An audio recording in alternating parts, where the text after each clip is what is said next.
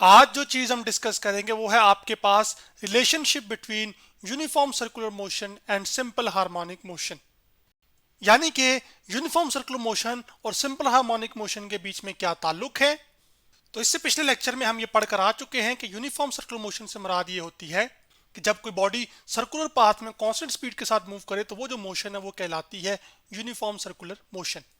जबकि simple harmonic motion आपके पास mess spring system के अंदर ये जो मीन पोजीशन है इसके अबाउट बैक एंड फोर्थ जो मूवमेंट है इस मैस की, ये जो मोशन परफॉर्म कर रही होती है ये सिंपल हार्मोनिक मोशन कहलाती है।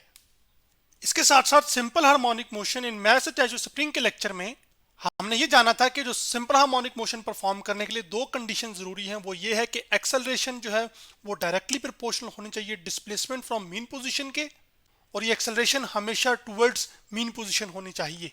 उसके साथ साथ जो रिस्टोरिंग फोर्स है वो भी डायरेक्टली प्रोपोर्शनल होनी चाहिए displacement from the mean position, और जो रिस्टोरिंग फोर्स है वो हमेशा टुवर्ड्स मीन पोजीशन की तरफ डायरेक्ट कर रही होगी। तो अब लास्ट लेक्चर में हमने ये कहा था कि आपके पास simple harmonic motion can be visualised as the projection of uniform circular motion on to one axis. यानी कि हम सिंपल हार्मोनिक मोशन को ऐसे विजुलाइज कर सकते हैं या अंडरस्टैंड कर सकते हैं जैसे ये आपके पास प्रोजेक्शन हो आपके पास एक एक्स एक्सिस पर यूनिफॉर्म सर्कुलर मोशन की।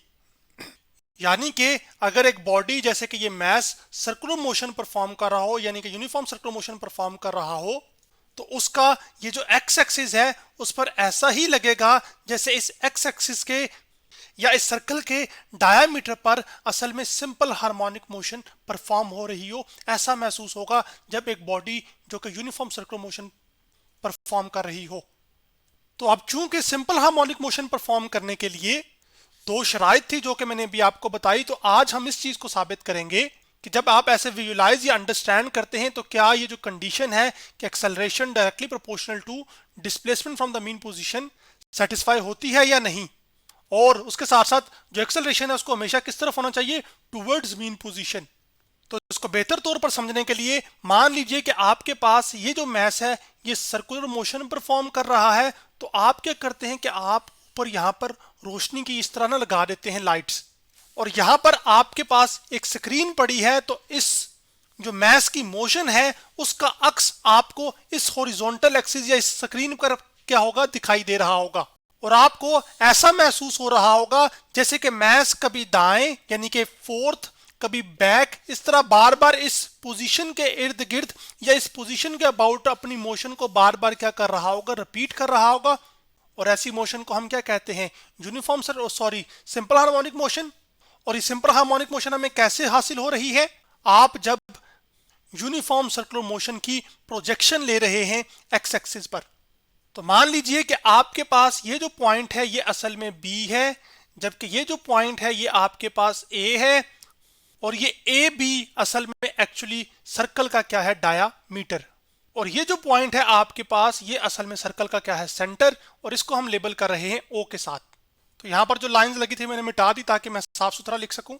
तो अब जब ये मैस सर्कुलर पाथ में मूव कर रहा है तो इसकी जो प्रोजेक्शन है जो कि हम यहां पर लाइट शाइन करने से हासिल कर रहे हैं वो असल में आपके पास इस एक्स एक्सिस पर है। तो वो जो प्रोजेक्शन है उसको हम लेबल कर रहे हैं Q के साथ, और Q क्या है, Q is projection of particle moving in circle.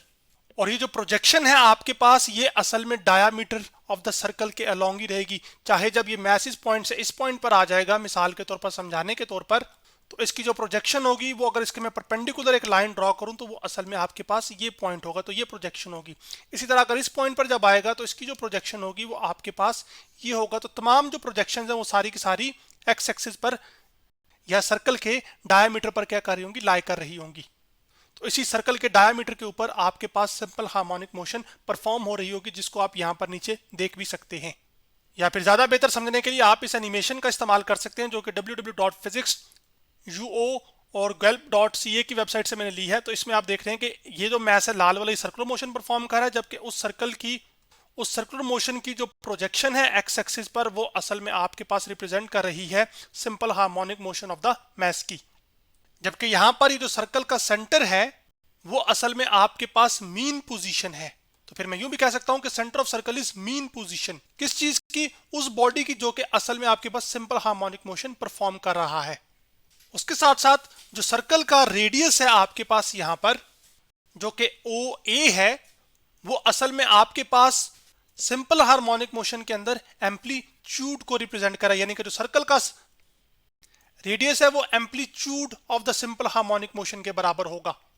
तो ये जो लाल लाइन है ये असल में एम्पलीट्यूड को रिप्रेजेंट कर रही है, जिसको मैं ए से रिप्रेजेंट कर सकता हूं। जबकि ओ से ए तक असल में सर्कल का रेडियस है, तो उसको मैं क्या कह सकता हूं? आर। चले आपकी आसानी के लिए यहां पर लिख भी दिया है कि ओ ए किसके बराबर है? आर के बराबर है। अब कोई भी बॉडी जैसे कि ये मैस सर्कुलर मोशन में मूव कर रहा है, सर्कुलर पाथ फॉलो कर रहा है, तो इस सर्कुलर पाथ फॉलो करने की वजह से जो इसकी एक्सेलरेशन होती है वो हमेशा towards the centre of the circle होती है। क्यों? क्योंकि जो फोर्स या कुव्वत या ताकत जो कि इसको सर्कुलर पाथ में मूव करवाती है वो सेंट्रीपिटल फोर्स होती है, और वो भी सेंटर की तरफ होती है। इस वजह से जो सेंट्रीपिटल एक्सेलरेशन है वो भी असल में क्या है? सेंटर की तरफ ही होती है। तो सेंट्रीपिटल एक्सेलरेशन क्या होती है? Acceleration of a body moving in circular path is known as centripetal acceleration, और ये हमेशा क्या है? Towards centre.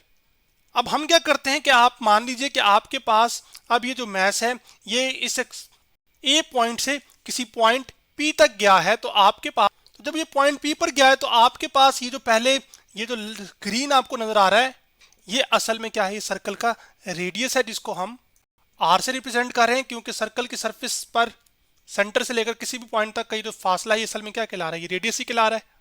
और अब अगर हम इस पॉइंट की प्रोजेक्शन देखें, यानी कि परपेंडिकुलर कंपोनेंट यहाँ पे ड्रॉ करें या परपेंडिकुलर लाइन सॉरी ड्रॉ करें, तो ये प्रोजेक्शन है। तो आपके पास जो सिंपल हार्मोनिक मोशन के अंदर आपके पास ये जो एक्स एक्सिस पे इसकी ये वाली जो पॉइंट है जो कि क्यू पॉइंट है या क्यू, ये एक्स एक्सिस पर इस पॉइंट पी की प्रोजेक्शन को बता रहा है, और सिंपल हार्मोनिक मोशन के अंदर आपके पास ये डिस्प्लेसमेंट है इस पॉइंट पी पर, आपके पास सिंपल हार्मोनिक मोशन के अंदर ये डिस्प्लेसमेंट है। और वो जो डिस्प्लेसमेंट है ओ से क्यू तक, उसको असल में हम क्या नाम दे रहे हैं? एक्स का। उसके साथ साथ आप ये देख रहे हैं कि ये कुछ ना कुछ क्या कर रहा है कि एंगल बना रहा है आपके पास यहां पर, और वो जो एंगल है उसको हम नाम दे रहे हैं थीटा का। अब ये जो सेंट्रीपिटल एक्सेलरेशन होगी वो टुवर्ड सेंटर होगी, तो आपके पास उसको मैं यूं एक्सप्रेस कर सकता हूं या शो कर सकता हूं आपके सामने, और वो हॉरिजॉन्टल एक्सिस यानी कि इस लाइन के लिहाज से ये जो एंगल थीटा है वो बना रही होगी। तो हॉरिजॉन्टल यानी कि एक्स डायरेक्शन में जो कंपोनेंट होगा आपके पास वो असल में ए एक्स है, जबकि वर्टिकल डायरेक्शन में जो कंपोनेंट है वो क्या है? ए वाई। अभी चूंकि मोशन सिंपल हार्मोनिक मोशन असल में किस एक्सिस के अलोंग परफॉर्म हो रही है? एक्स एक्सिस के अलोंग। तो हम असल में क्या करेंगे कि सबसे पहले इस सेंट्रीपिटल एक्सेलरेशन को कंपोनेंट्स में रिजॉल्व जब करते हैं, तो जो कॉस थीटा है आपके पास वो असल में होता है बेस ओवर हाइपोटेन्यूज। तो cos theta equal to base लिख दिया, बेस के लिए बी और हाइपोटेन्यूज के लिए हम लिख रहे हैं एच।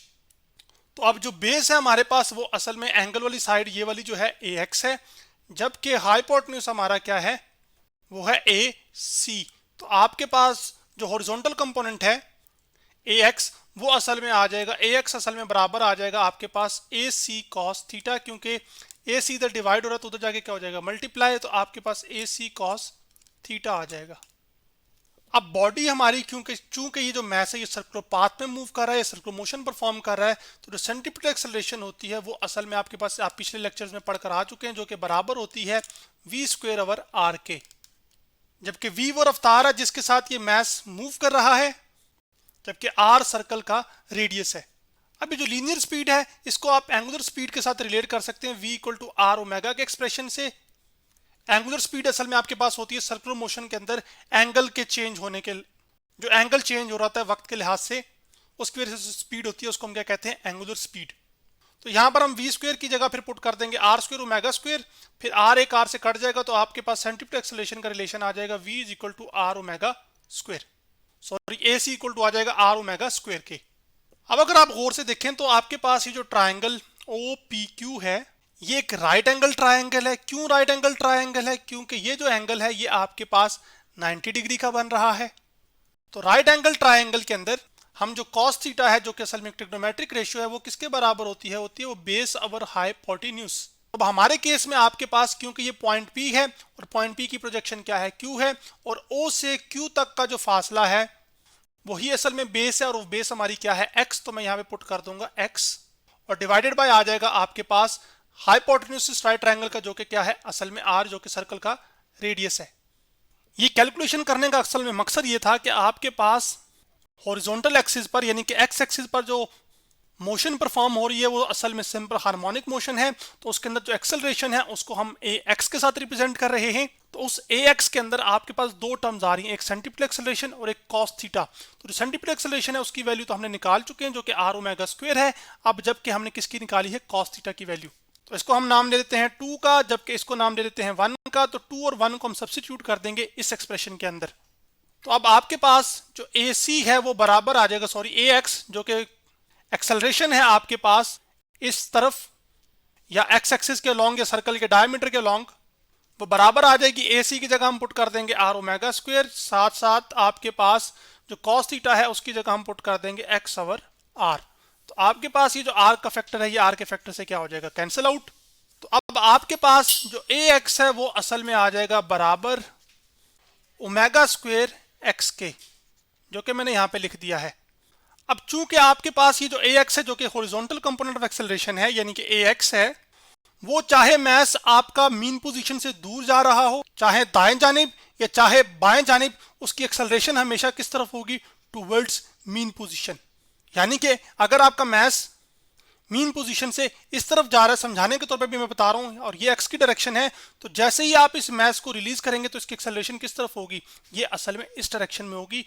और क्यों होगी, क्योंकि रिस्टोरिंग फोर्स भी असल में जो कि इसको मजबूर कर रही होगी मैस अटैच टू स्प्रिंग के सिनेरियो में कि वो किस तरफ जाए, मैस मीन पोजीशन की तरफ जाए। तो असल में एक्सेलरेशन जो कि आपके पास ये है एक्सेलरेशन, और जो रिस्टोरिंग फोर्स होती है वो ऑपोजिट इन डायरेक्शन होती है किसके, डिस्प्लेसमेंट एक्स के।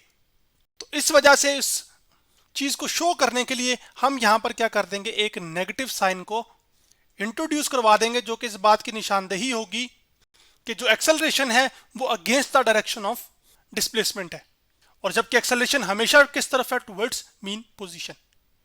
और अगर आप गौर से देखें तो क्या ये असल में आपके पास सिंपल हार्मोनिक मोशन की जो कंडीशन थी, एक्सेलरेशन जो है वो डायरेक्टली प्रोपोर्शनल होनी चाहिए displacement from the mean position के, और एक्सेलरेशन की डायरेक्शन हमेशा against the direction of displacement होनी चाहिए, जो कि इस नेगेटिव साइन से वाजिया हो रही है।